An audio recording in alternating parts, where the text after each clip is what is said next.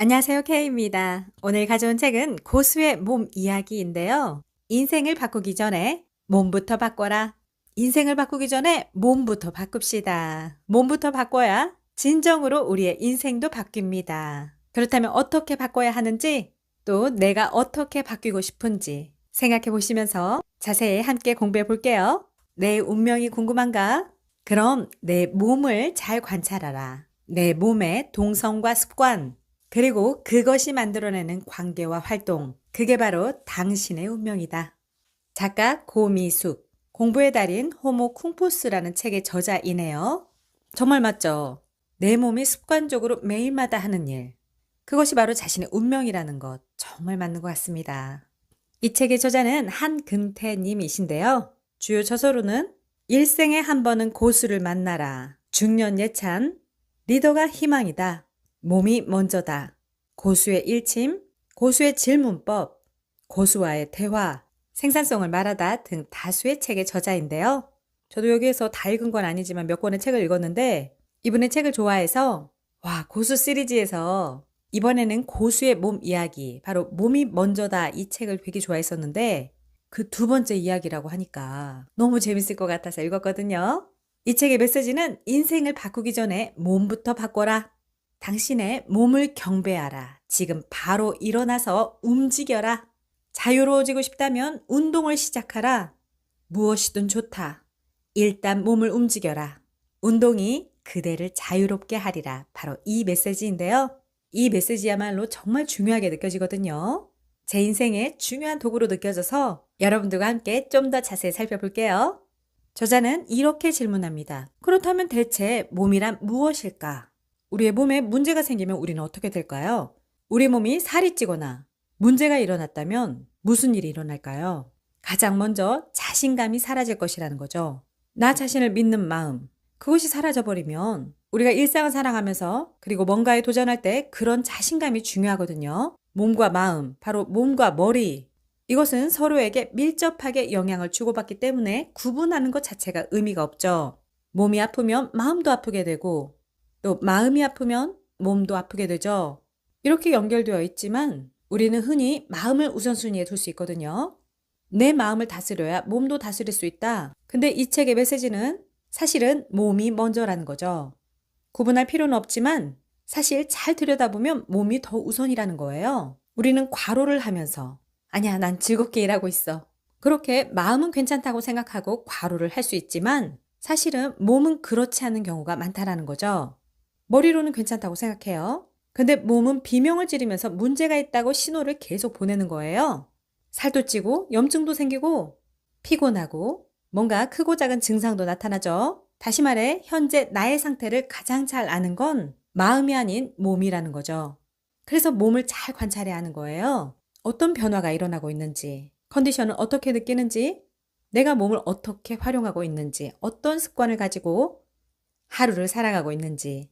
그래서 수련할 때도 마음 수련보다 몸 수련이 먼저여야 한다는 거죠.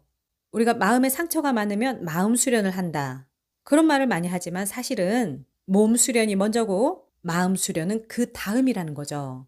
백날 마음만 수련해봤자 몸은 원래 움직이도록 만들어져 있기 때문에 몸을 먼저 움직이지 않는다면 마음도 제대로 기능하지 않게 되는 거죠. 그래서 몸이 건강해야 정신도 맑아지고 생각도 긍정적으로 변하고 다른 사람도 도울 수 있다는 거죠.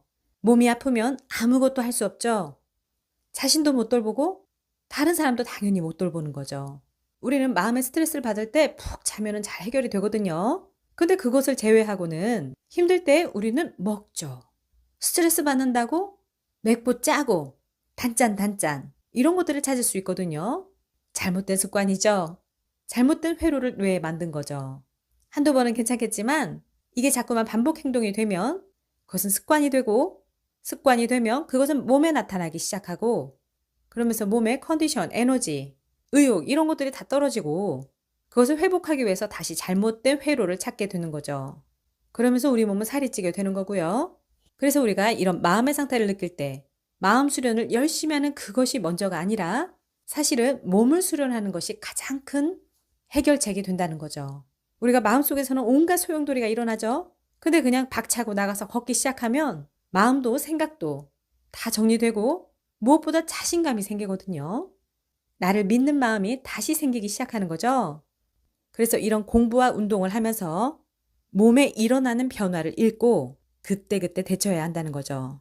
근데 사실 몸의 변화를 위해서는 저자도 운동보다 식이요법이 더 효과적이라고 얘기하는데요. 아무리 운동을 열심히 해도 음식 조절을 하지 않으면 몸의 변화는 일어나지 않는다는 거죠. 일어난다고 해도 너무 서서히 일어나기 때문에 질에 지치게 되는 거죠. 현대 질병은 못 먹어서 생기는 게 아니라 너무 많이 먹어서 온다는 거죠. 저자는 규칙적으로 운동한 지 10년이 되어 간다고 하는데요. 우리는 뭔가를 습관화하다 보면 매너리즘에 빠지기도 하죠.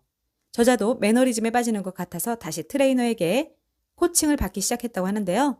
운동하면서 그 트레이너가 제일 강조한 것은 변화, 몰입, 한계 도전이라고 합니다. 몸은 적응을 잘한다는 거죠. 몇 번만 하면 몸이 바로 적응을 하기 때문에 몸의 변화가 일어나지 않는다는 거예요. 그래서 계속 운동 방식을 변화시켜야 한다고 합니다. 무게를 늘리거나 횟수를 늘리거나 휴식 시간을 줄이거나 운동 방식에 변화를 주어야 한다는 거죠. 서로 다른 두 운동을 조합해서 하는 것도 좋다고 합니다. 또 다른 하나는 몰입인데요. 운동하면서 어떤 근육이 쓰이는지를 잘 관찰하고 느끼고 그 근육에 집중해야 한다는 거죠. 운동에 몰입하는 사람과 그렇지 못한 사람은 효과 측면에서 큰 차이가 난다는 거죠. 또 가끔은 한계에 도전할 수 있어야 한데요. 정해진 개수를 넘어 할 수 있는 데까지 해봐야 한다는 거죠. 다만 뭐든 과하면 부족한 것보다 못하기 때문에 그 한계에 도전하는 것을 너무 자주 하면 곤란하다는 거죠. 자신이 버틸 수 있는 한계 이상으로 했을 때 부상도 있게 되잖아요. 부주했다거나 그러니까 정말 운동도 동전의 양면성이 있거든요. 운동은 건강에 좋지만 운동을 하면 부상도 당하기 때문에 정말 좋은 자세를 익혀서 하는 것. 그리고 자신의 몸의 변화를 관찰하면서 통증을 느끼는지 무리가 가는지 그래서 나에 맞게 다시 조절하는 것. 또 초반에는 습관을 들이는 것에 집중하지만 그 습관이 잘 익숙해지게 되면 그 다음에는 매너리즘에 빠지지 않도록 어떤 한계에 조금씩 도전해 보는 것. 너무 자주 하거나 너무 과하면 안 되겠고요. 그리고 다른 설명들을 하면서 효과적인 운동의 핵심은 바로 변화라고 얘기하는데요. 계속 변화해야 몸이 바뀐다는 거죠. 또 작은 변화가 느껴져야 재미를 느끼고 걷기나 운동을 할 수가 있거든요. 아무리 좋아도 기존 반복대로만 하면 어느 정도 시간이 지나면 몸은 거기에 바로 적응해버리고 결국 변화는 일어나지 않는다는 거죠. 근육 운동을 할 때 측면 삼각근을 키우기 위해서도 레터럴 레이즈, 어깨를 90도 숙인 채 하는 어깨 운동이래요. 그 운동도 계속 방법을 바꾸면서 한다는 거예요. 처음에는 팔을 내린 상태에서 몸을 따라 팔을 올리는데 2kg 정도의 가벼운 무게로 시작하지만 점점 무게를 올려간다는 거죠. 근데 무게를 올리는 건 한계가 있어서 다음에는 팔꿈치를 옆으로 하고 올린다는 거예요. 일명 엘보우 아웃이라고 한대요. 그러면 완전 다른 느낌이래요. 이렇게 같은 운동이어도 방법에 변화를 줘서 몸의 다른 부분을 자극할 수 있다는 거죠. 그래서 그 트레이너가 얘기한 것처럼 이것은 운동뿐만이 아니라 자신이 하는 일에 있어서도 변화, 몰입, 그리고 한계 도전 이 세 가지 요소를 적용하면 우리는 같은 운동을 해도 같은 일을 해도 매너리즘에 빠지지 않고 변화되지 않는 상태에서 쳇바퀴처럼 하는 게 아니라 진정한 변화를 이끌어낼 수 있다는 거죠. 아티스트 웨이의 줄리아 카메론은 이렇게 얘기했습니다. 운동은 우리를 침체에서 영감으로, 문제에서 해결로, 자기 연민에서 자기 존중으로 옮겨주는 과정이자 방법이다. 이걸 반대로 말하면 운동을 하지 않으면 영감에서 침체로, 해결이 아닌 문제 속으로, 자기 존중에서 자기 연민으로 반대로 옮겨져 버린다는 거죠. 그래서 저자가 말하는 몸이 먼저다. 몸을 만들면 마음도 일어선다. 진짜 변화는 몸에서 온다. 당신의 몸은 어떤가? 현재 당신 몸에 만족하는가? 혹시 감당할 수 없을 정도의 배를 가진 건 아닌가? 누구나 건강한 몸을 갖고 싶어 한다. 다만 그런 몸은 아무나 가질 수 없을 뿐이다. 누구나 원하지만 아무나 가질 수 없는 몸. 이것은 끊임없는 자기 관리를 통해서만 가질 수 있다는 거죠. 음식을 절제하고 적절히 운동하고 규칙적인 생활을 하고 마음을 잘 다스려야 얻을 수 있다. 변화는 남이 아닌 나로부터 정신보다는 몸에서 시작된다. 쉬운 것 같지만 결코 쉽지 않다. 우리는 매년 초 다이어트와 운동을 결심하지만 이를 통해 몸을 바꾼 사람은 10명 중 1명도 채 되지 않는 것 같다. 변화는 다 원하지만 실제 몸의 변화로 나타내는 건 쉽지 않기 때문이다. 그런 면에서 내가 생각하는 변화의 압권은 몸의 변화다. 다시 말해 변화 중의 변화는 몸이다. 몸을 변화시킬 수 있다면 다른 것도 변화시킬 수 있다. 사람들은 여러 가지 문제에 직면해 있어요. 그리고 그들은 해결의 실마리를 찾아 헤맨다는 거죠. 저자는 혹 누군가 내게 해결의 실마리를 묻는다면 내가 내린 처방은 간단하다. 가장 먼저 몸을 변화시켜라. 살을 빼고 근육을 만들고 건강한 몸을 만들어라. 그리고 내면에서 어떤 일이 일어나는지 관찰하고 느껴보라. 시작의 출발은 몸이어야 한다. 몸이 변하면 모든 것이 변한다. 몸이 변하는 것이 진짜 변화다. 변화하고 싶다면 가장 먼저 당신의 몸을 변화시켜라. 이렇게 얘기하고 있습니다. 그러면서 당신의 몸무게는 운동보다 먹는 것과 더 밀접하다. 이렇게 얘기해주고 있는데요. 식이요법이 가장 중요하죠. 체중을 결정하는 것은 바로 식습관이라는 거죠. 운동으로 살을 뺄 수 있을까? 결론부터 말하자면 뺄 수 없다. 착각 중에 착각이 운동으로 살을 빼려는 행위다. 아무리 운동해도 운동으로 태울 수 있는 지방은 제한적이다. 1시간 달렸을 때 태울 수 있는 칼로리는 밥 한 공기에 불과하다. 운동은 몸을 자극하고 근육을 키우기 위한 것이지 살을 빼는 것과는 그다지 상관이 없다. 몸무게를 줄이려면 음식을 줄여야 한다. 몸무게는 음식의 문제이지 운동의 문제가 아니다. 저자도 10년간 운동했지만 몸무게는 거의 변화가 없다고 합니다. 조금 줄긴 했지만 2, 3kg에 불과하다는 거예요. 그런데 체지방이 달라졌다는 거죠. 지방은 줄고 근육량이 늘었는데요. 뱃살은 줄고 다른 부분에 근육이 붙으면서 몸매가 예전보다 훨씬 좋아졌다는 거죠. 몸무게는 큰 차이가 없지만 몸매는 확실히 다르다는 거죠. 그래서 같은 몸무게라도 체지방과 근육의 비율에 따라서 그래서 실제로 몸무게는 음식의 문제이지 운동의 문제가 아니라는 말이 정말 맞죠. 몸무게도 몸무게지만 정말로 신경 써야 할 것은 식습관이 가장 중요하고 그러면서 같이 운동을 할 때 체지방과 근육의 비율이 훨씬 더 최적화가 되면서 몸매가 훨씬 더 좋아질 수 있는 거죠. 그래서 저자는 이렇게 얘기합니다. 몸은 쉽게 변하지 않는다. 마음과는 따로 논다. 몸의 변화를 위해서는 운동만으론 충분치 않다. 운동보다 오히려 먹는 것에 신경을 써야 한다. 먹는 것이 곧 나다. 지금 내 몸은 과거에 내가 먹은 것, 그리고 현재 먹고 있는 것의 결과물이다. 몸을 바꾸고 싶은가?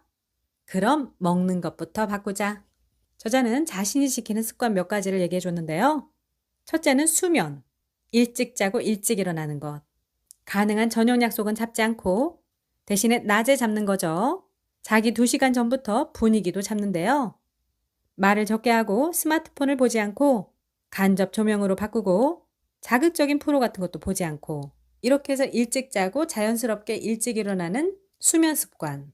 근데 요즘 현대인은 이게 가장 어렵기도 하고요. 그래서 이것도 정말 의식적으로 지키지 않으면 밤이 늦어지도록 우리는 너무너무 재밌는 게 많거든요. 정신이 더 또렷해지기도 하거든요. 첫째 수면에 이어서 둘째는 식습관인데요. 규칙적으로 먹는다고 합니다. 또 아침과 저녁은 소식으로, 점심에는 먹고 싶은 것, 그러면서 찬 음식은 가능한 피하고 따뜻한 음식을 주로 먹고 물은 태생적으로 많이 마신대요. 아마 보통 사람의 2배 이상을 마시는 것 같다고 합니다. 셋째는 근육 운동을 주 3, 4회 정도는 하는데요. 주로 오전 9시에서 10시 사이에 규칙적으로 하는 것으로 하고요. 그 외에도 많이 걷기 위해 웬만하면 차를 거의 타지 않는 거죠. 방배동 집에서 교대까지는 주로 걸어 다닌다고 합니다. 하루 1만 보 이상을 걷기 위해 노력한다고 합니다. 저자가 꼭 지키는 습관 3가지. 바로 수면 습관, 식습관, 근력 운동 습관, 거기에 걷기 습관. 이 3가지의 핵심은 규칙성인데요. 어쩌다 하고 또 그러다 안 하고 흐지부지 되고 이러면 아무 소용이 없다는 거죠.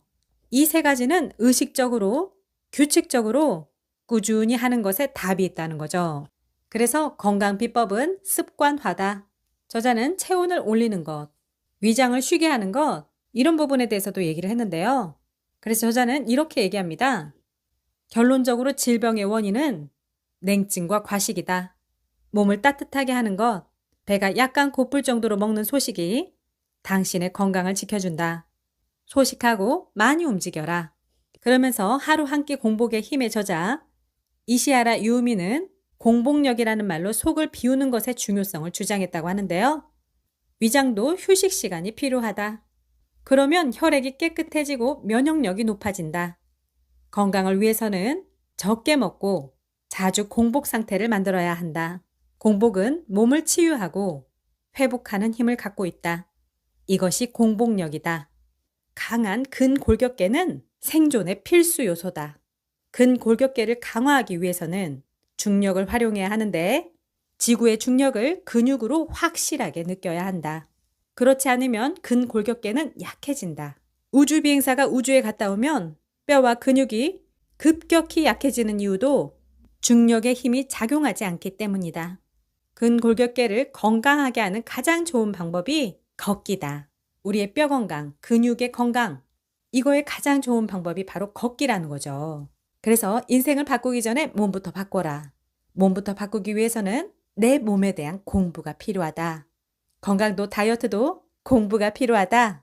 여러분의 건강한 라이프 스타일을 응원드립니다. 지금까지 케이였습니다. 구독과 좋아요, 알림 버튼 감사합니다. 다음 영상에서 또 만나요. 제발 안녕.